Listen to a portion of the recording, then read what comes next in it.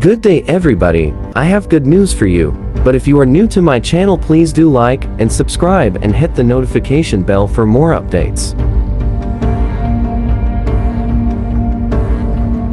The Philippine government added more 30 to Black Hawk helicopter.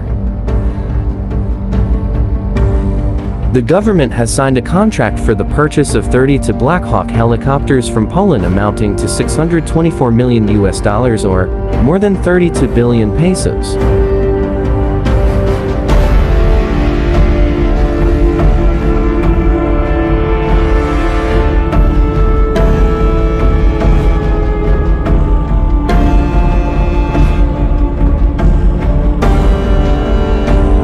The acquisition of these helicopters will also include an integrated logistic support and training package for pilots and maintenance crew according to the source.